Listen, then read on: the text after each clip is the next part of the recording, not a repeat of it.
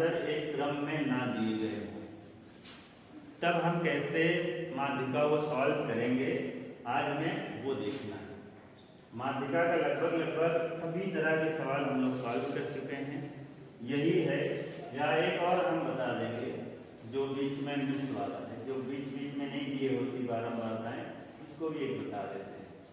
तो यहाँ आज देख रहे हैं जब ये क्रम में नहीं है तो इसमें देखो 10 से 15 है, 15 साढ़े 17 है, और साढ़े 17 से 20 है, 22 से 30 है, 30 से 35 है, 35 से 40 और 40 से ऊपर है। ये आपको दिया गया है जो विभवांतर और फ्रीक्वेंसी आपको यहाँ दी गई है। तो अब हमें इसमें क्या सॉल्व करना है, क्या दिक्कत है? हाँ, तो अब हमें देखो ऐसे में तो देखने से ये लग रहा है 10 से 15 5 का है, 15 से साढ़े 17 2.5 का है, और यहाँ साढ़े 17 से 20 2.5 का है, और यहाँ 22 से 30 8 का है।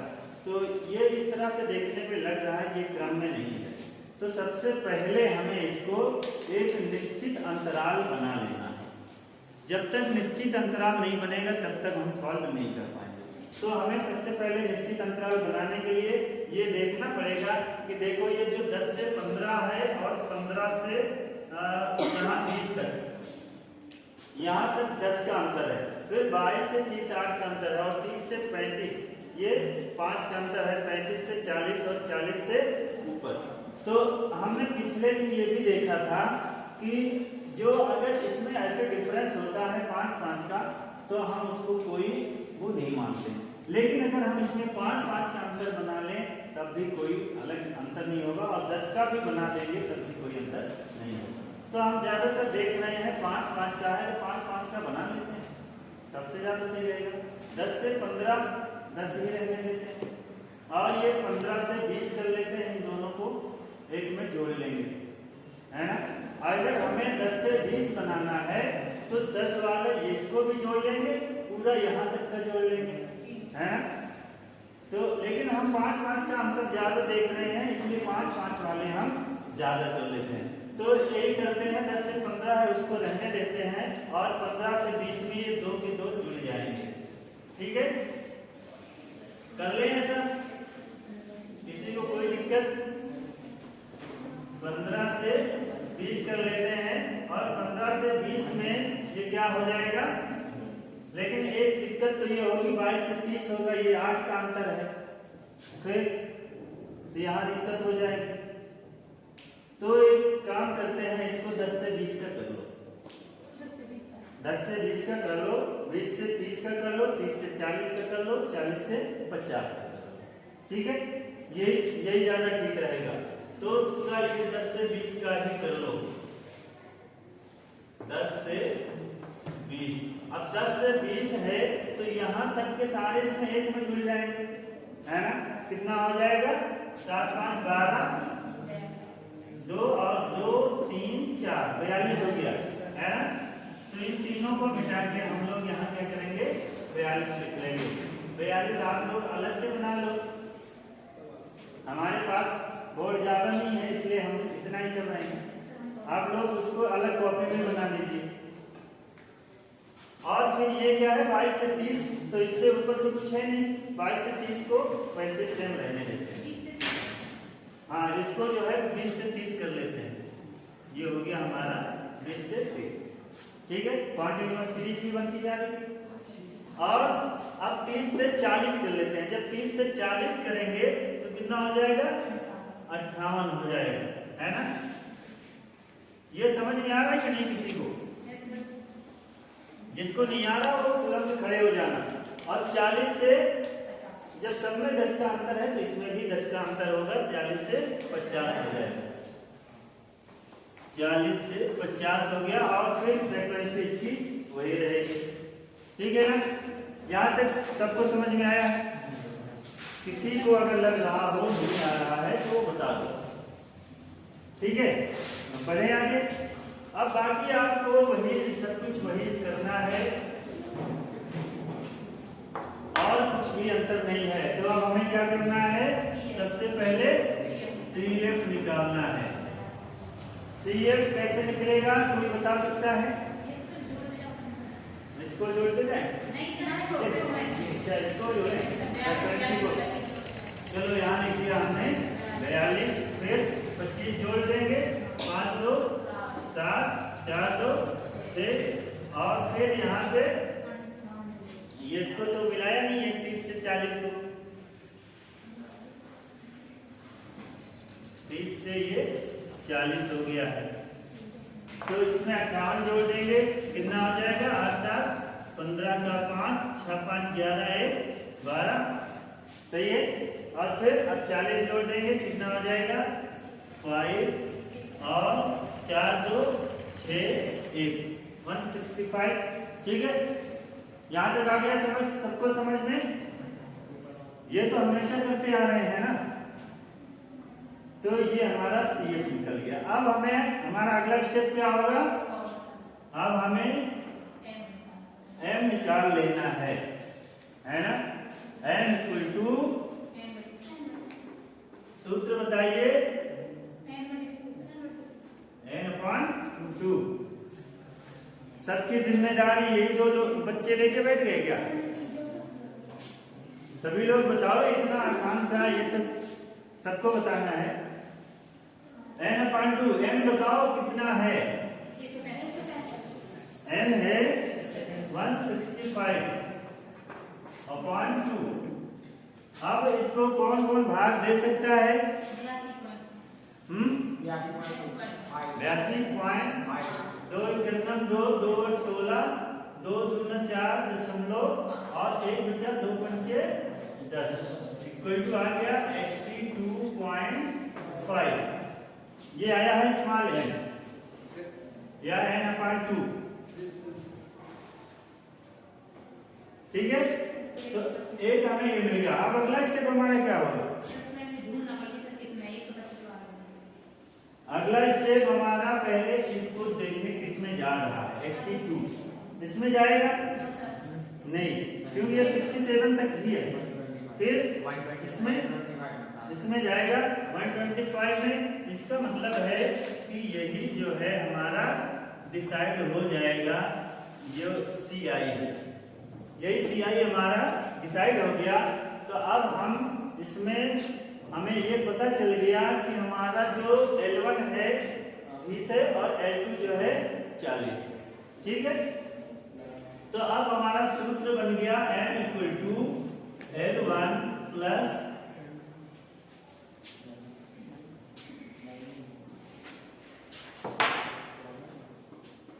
M equal to L1 plus L2 minus L1 बटे M माइनस C अब इसके मान रख दो सबके मान रखते चले जाओ L1 कितना है L1 हमारा 30 है प्लस L2 कितना है 40 माइनस 30 अपॉन F कितना है 58 यही है ना F हमारा 58 M माइनस C M कितना आया है 82.5 माइनस C कितना है जस्ट इसके जस्ट ऊपर वाला ही C होता है तो 67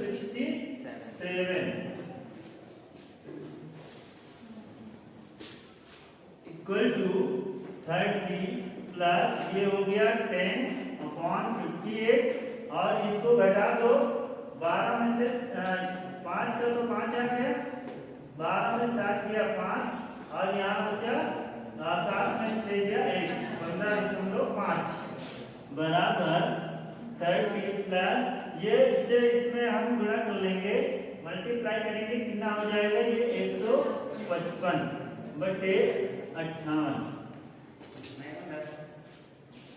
अब हम 155 में 58 का भाग कर दें किसी ने किया 155 में 58 का भाग कर दें कितनी बार जाएगा 5 या 15 3 या 24 दो बार जाएगा 2 या 16 2 पंचे 10 11 5 15 में 6 दिया 9 यहाँ बचा 4 3 39 यहाँ दशमलव बढ़ा के एक जीरो बढ़ा लो 5 8 40 7 बार जाएगा 5 7 35 7 8 56 7 बचे 35 35 5 40 ज्यादा हो रहा है, 6 बार नहीं जाएगा, 6 के 48, 6 पंचे 30, 30 4 34, 10 में से 8 गया 2, यहाँ बचा 8 में से 4 गया 4, 42। अब कितनी बार जाएगा, 5 7 35, 8 पंचे 40, 8 बार लगभग चला जाएगा, 2.68 आ जाएगा। तो इक्वल टू आ गया 30 प्लस 2.68। अब इसको जोड़ दो, कितना हो गया 32.68। यही आ गया हमारा आंसर। ठीक है, अब देखो आ गया हमारा इंपॉर्टेंट क्वेश्चन है और चैलेंजिंग भी है। ये एक चैलेंजिंग क्वेश्चन है। इसमें ये लिखा है जब आवृत्ति ज्ञात ना हो, यानी आवृत्ति अज्ञात हो, आवृत्ति कुछ मिसिंग हो। अभी तक हम लोग पढ़ रहे थे, इधर प्रॉब्लम थी, इधर सब कुछ बढ़िया चल रहा था, लेकिन अब हमें ये देखना है, इधर भी चैलेंजिंग है, इधर भी चेंज करना पड़ सकता है। तो सबसे बड़ी समस्या यही है ना, कम्युलेटिव फ्रीक्वेंसी कैसे निकलेगी। अच्छा, इसमें दो चीजें दी हुई हैं। एक तो जो आपका n है वो दिया हुआ है, मिटा दे इसको।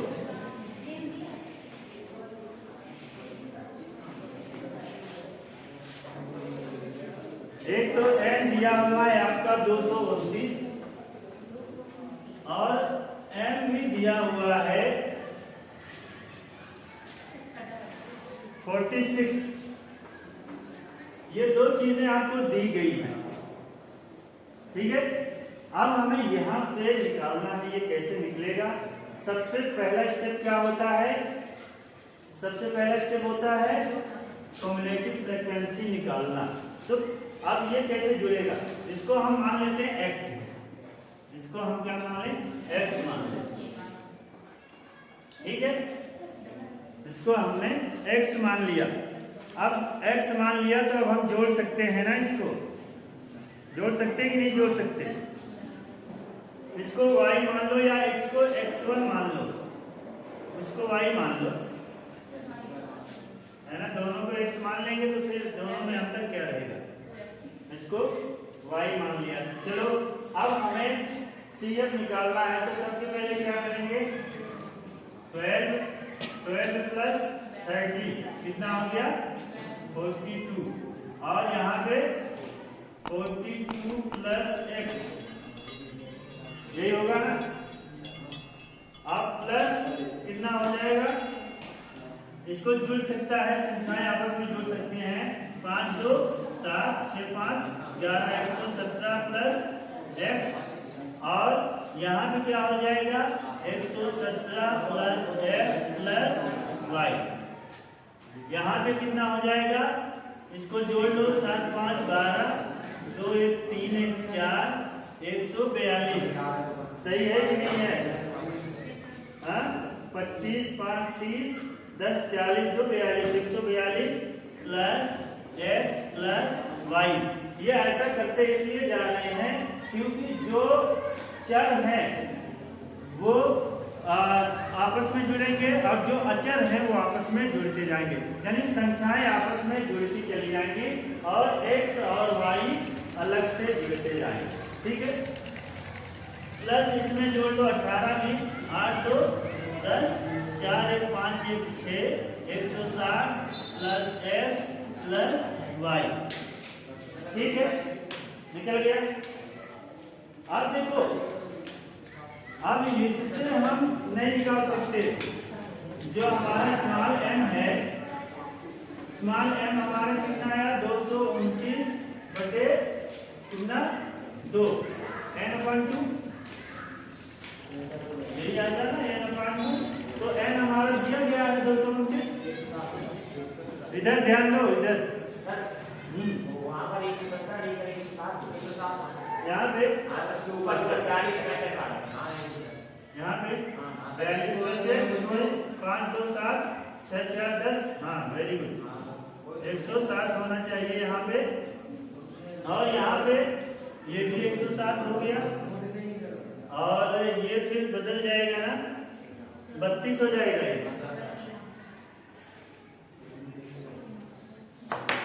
ये 132 हो जाएगा, और 18 जोड़ लेंगे तो 150 हो जाएगा, यही ना, 150 प्लस 8। तो ये हमारा स्मॉल m निकालेंगे तो n/2 से यही आ जाएगा ना, 229/2। यहाँ तक आया सबको समझ में? किसी को कोई कंफ्यूजन है? हाँ? तो 229/2 काट दो इसको, 2 चौक 2, 2 चौक 2, 2 चौक 2, 2 चौक 8 और 0.225 कितना आ गया? n बराबर 14.5। ठीक है, लेकिन अब हमारा दूसरा स्टेप क्या होता?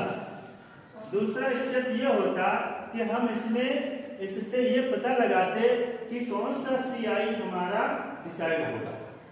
लेकिन कैसे कर सकते हैं हम? अगर मान लो इसको 107 में देखते तो फिलहाल यहाँ तो हो नहीं सकता, यहाँ पे अगर हम उसके हिसाब से देखते, यहाँ भी नहीं, 132 अगर देखते तो हो सकता था, लेकिन x का मान पता नहीं क्या है ना, इसमें भी हो सकता था, इसमें भी हो सकता था, है ना। तो यहाँ हम डिसाइड नहीं कर पा रहे हैं, फिर डिसाइड कैसे करेंगे? हमारा CI कैसे डिसाइड होगा? सबसे बड़ा विचार इस पर है ना। CI मतलब समझे ना, ये आपका क्लास इंटरवल कैसे डिसाइड होगा। तो कैसे डिसाइड होगा हमें ये भी पता है, n = 46, n = 46, और आंसर अक्सर वही आता है जो CI होता है उसके बीच का, जो CI हमारा डिसाइड हुआ होता है उसके बीच का ही आंसर आता है। तो 46 किसमें होगा? 20 से 30 में तो हो नहीं सकता, 30 से 40 में भी नहीं हो सकता, 40 से 50 में हो सकता है ना। तो इससे हमने ये डिसाइड कर लिया, यही वाला जो है हमारा CI डिसाइड होगा। ये बात समझ में आई कि कैसे CI डिसाइड किए। तो CI हमारा डिसाइड हुआ इसी वजह से क्योंकि हमारा जो m है 46, ये आंसर है ना, ये तो आंसर है। हमें निकालना क्या है? x और y का मान, है ना। अगर x y का मान निकल आता तो हम वो 46 निकाल लेते, लेकिन 46 दे दिया कि आप x और y निकालिए, तो हमने उसी 46 की वजह से डिसाइड किया कि CI हमारा यही होगा, 40 से 50। अब 40 से 50 डिसाइड हुआ तो सब कुछ उसी के सामने वाला ही होगा। तो अब चलो सूत्र लगा देते हैं, m = L1 plus L2 minus L1 upon F m minus c। ठीक है, ये सूत्र लगा दिया। अब L1 पता है कितना है? L1 कितना है? 40 प्लस L2 कितना है? 50 माइनस 40 बटे F कितना आया है? F 65 है। ये तो अच्छी बात रही कि यहाँ पे अंक आ गया है ना, नहीं तो दिक्कत हो जाती। और m माइनस c, m कितना आया है? m 114.5 माइनस c कौन सा आया? ये आ गया 42 प्लस x। अब थोड़ा सा गणना आप लोगों को करनी है ना, थोड़ी मेहनत करनी है। बराबर 40 प्लस इसको घटा दिया, 10 आ गया, 10 बटे 65 बटे, ये तो घट पाएगा नहीं, तो इसको ऐसे ही रखे रहते हैं, ऐसे रखे रहेंगे। कर सकते हैं, घटा सकते हैं, घटा सकते हैं ना। तो इसको घटा के देख लो, ये आ जाएगा 0.5 प्लस एक्स, और 4 में से 2 चला गया, कितना हुआ 2 बचा। यहाँ 11 में से 4 चला गया, कितना बचा 7। 72.5 प्लस एक्स, इतना तक कर सकते हैं। इतना तक सबको समझ में आ रहा है ना। इक्वल टू 4t प्लस, इसमें इससे इसको डिवाइड कर लो, इससे इसको भाग कर लो, कितना आ जाएगा 10 में भाग कर लो 65 का। 10 में भाग कर लो 65 का, तो एक दशमलव बढ़ा देंगे तो एक जीरो बढ़ा देंगे 100 हो जाएगा, है ना। 65 से भाग कर देंगे 100 में, तो कितनी बार जाएगा, एक बार जा सकता है बस। 65 10 में 5 गया 5, यहाँ बचा कितना 9 में से 6 गया 3, 35 और एक जीरो और बढ़ा लो, कितना हो गया 350। 6 पंचे 30, 5 बार जा सकता है। 5 पचम 25, 5 छह 30, 2 32, 10 में 5 दिया 5, यहाँ बचा कितना 4 में 2 गया 2 25। 0.15 बहुत है, इतना बहुत है। 2 अंक तक, दशमलव के बाद 2 अंकों तक बहुत ले लेते हैं, तो इसका बचा कितना है 25, बहुत 65 की तुलना में बहुत कम है, तो हम उसको उतना ही ले लेते हैं 0.15, और ये 72.5 प्लस एक्स, ठीक है। अब इसको इसमें हम गुणा कर सकते हैं ना, तो इसे गुणा कर लो, इक्वल टू 4t प्लस 15 से गुणा करो, 15 बचे 25, इसमें भी आ जाएगा, ये जब ब्रैकेट के अंदर गुणा होगा तो इसमें भी आ जाएगा, प्लस 0.15x, और 15 बचे 25, 15 दूना 30, 30 2 32, 15 सत्ते 105, 105 और 3 कितना हो गया 108। 2 अंकों पे 1 अंक ये और 2 अंक ये, 3 अंक पे तो 10.825, 10.825। अब इसको थोड़ा सा हमें मिटाना पड़ेगा, ऊपर से मिटा लें।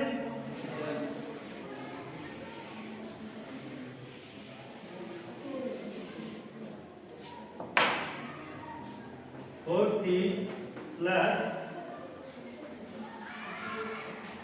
10.825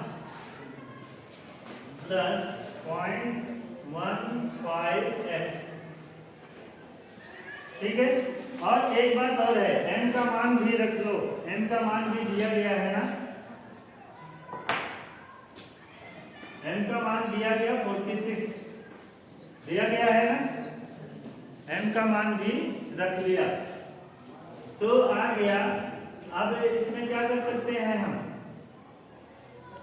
40 प्लस, तो देखो ये क्या है, ये प्लस है, ये प्लस है, तो ये तो x है, ये जुड़ेगा नहीं, लेकिन ये तो जुड़ जाएगा ना, तो कितना हो गया 50.825 प्लस 0.15x, ये 46 यहाँ पर है। अब इसको हम पक्षांतर कर सकते हैं, पक्षांतर करेंगे तो हो जाएगा 46, ये वाले को इधर कर लेते हैं या इसको उधर कर लेते हैं, माइनस इसको इधर कर रहे हैं, माइनस 50.825, और ये हो गया 0.15x, उधर का उधर रह गया। समझा देते हैं अभी थोड़ा सा, इसको एक बार कर लो फिर समझा देते हैं। 0.15x हो गया।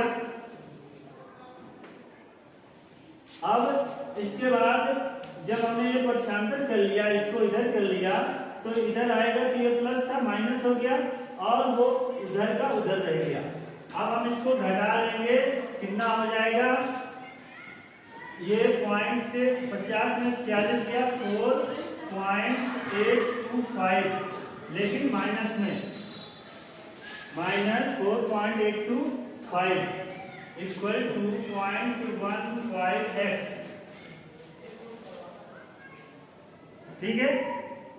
या x बराबर 4.825 अपॉन 0.15, इसको मिटा दें।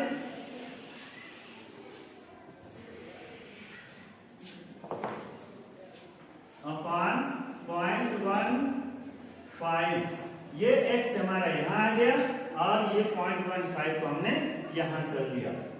तो अब इसको भाग कर दो, कितना आ गया?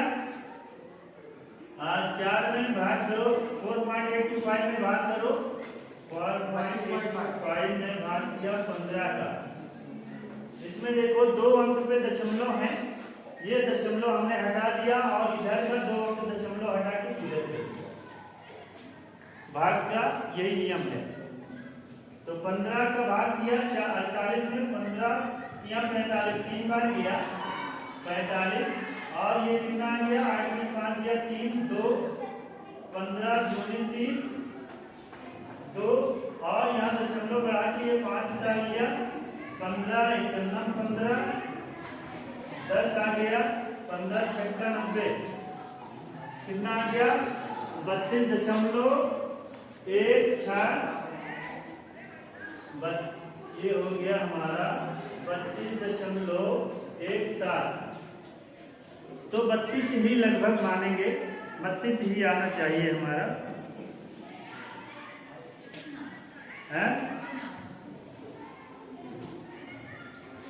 इसको जो है 32 ही मान लो। तो अब ये हमारा कितना आ गया? 32.16। तो x हमारा कितना आ गया? 32.32 आ गया x हमारा कितना आ गया? 32। या कहीं देख लो, थोड़ा सा हो सकता है इसमें गणना में गलती हो गई हो। गणना कहाँ पे?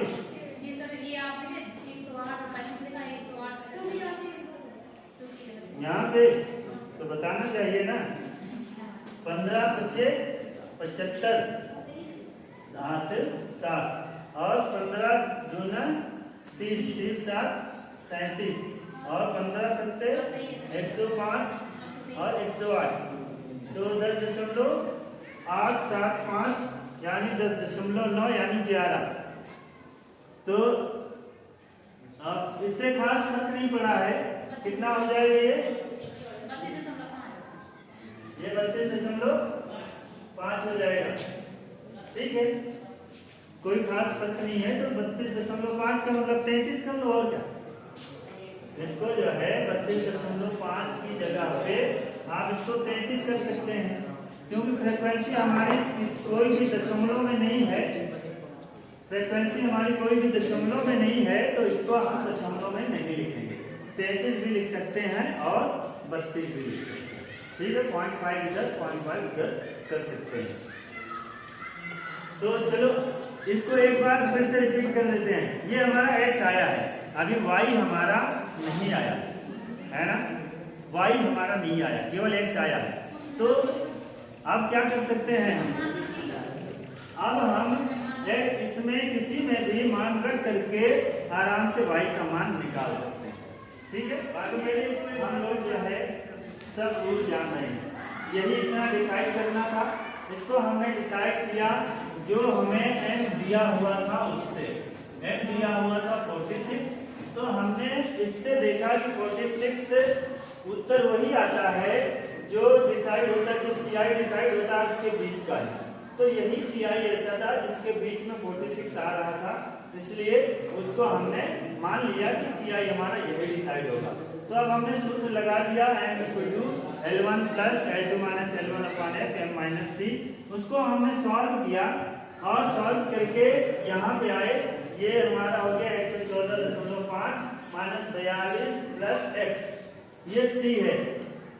तो इसको हमने सॉल्व किया, कितना आ गया? 40 + 50 + 40 गया 10/65 बराबर 114 में से 42 घटा दिया और x को जोड़ दिया वैसे का वैसे। तो इसमें आ गया हमारा 72.5 प्लस x 40 डन। ये हमने देखा इनका और इनका भाग कर दिया, यानी 65 से 10 में भाग कर दिया, तो आ गया हमारा 15.15 पढ़ेंगे इसको, और इससे फिर इसमें हमने गुणा कर दिया, तो आ गया 40 प्लस 10.875 प्लस 0.15x, क्योंकि ब्रैकेट के अंदर गुणा होगा तो सब में गुणा होगा, इसमें भी और इसमें भी। तो ये हो गया हमारा 10.875 प्लस 0.15x। अब हमने ये m का मान जो है हमने रख दिया, n का मान 46 दिया हुआ है, तो हमने उसका मान रख दिया 40 प्लस 10.825, ये हमारा जो है 10.875 वो लिख देंगे, प्लस 0.15x 46। ये इसको हमने क्या किया, आपस में जोड़ दिया, कितना हो गया हमारा, ये हमने इसको जोड़ लिया तो 40 10 50.825। देखो एक समस्या यहाँ आ रही है, जो हमारी फ्रीक्वेंसी आ रही माइनस में आ रही है, लेकिन हम माइनस में फ्रीक्वेंसी नहीं लिखते हैं, ध्यान देना, फ्रीक्वेंसी हमारी माइनस में कभी नहीं होती है, इसलिए हमने माइनस को यहाँ इग्नोर किया, ठीक है। माइनस फ्रीक्वेंसी कभी भी माइनस में नहीं होती, इसलिए यहाँ पे हमने माइनस को इग्नोर कर दिया है, तो ये ध्यान रखने की बात है। ये हमने इसमें से घटाया 4.825 इक्वल टू 0.15x, ये हमने पक्षांतर किया, इसको बोलते हैं पक्षांतर करना, यानी जो ये जो चर संख्या है उसको एक साइड में करना और जो अचर संख्या है उसको एक साइड में कर लेना, तो जब ये इधर आएगा बराबर के तो माइनस हो जाएगा, तो वैसा ही हमने किया, ये आ गया माइनस 4.82875, लेकिन फ्रीक्वेंसी माइनस में हो नहीं सकती, इसलिए हमने माइनस को इग्नोर किया, तो 4.8251.15, ये आ गया हमारा 32.5, और आ गया x इक्वल टू 33, ठीक है। अब y को निकाल लेते हैं, इसको मिटा दे रहे हैं, तो अब y निकाल लेते हैं। y देखो किसी से भी निकाल लो, यहाँ से भी निकाल सकते हैं, हाँ लास्ट से निकालते हैं, वेरी गुड। ये हमारा है कितना 150 प्लस x प्लस y, और ये क्या है n है ना, n है हमारा 150 प्लस x प्लस y, और n का मान कितना है 229 बराबर 150 प्लस x की वैल्यू कितनी आ गई 33 प्लस y की वैल्यू कितनी आए नहीं पता। अब y बराबर 150 और 33 को जोड़ करके 129 से 229 से घटा देंगे, y को उधर रहने दो, इनको इधर आने दो, इनको इधर ले आओ, 229 माइनस इसको 183 183 दोनों को जोड़ लिया, बराबर y को वहीं रहने दिया, ठीक है।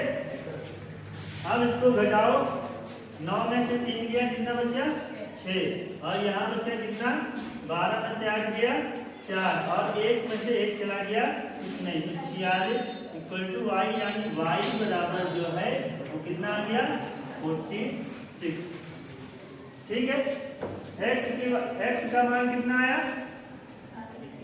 x का मान आया 33 और y बराबर 46, ये आ गया आपका आंसर।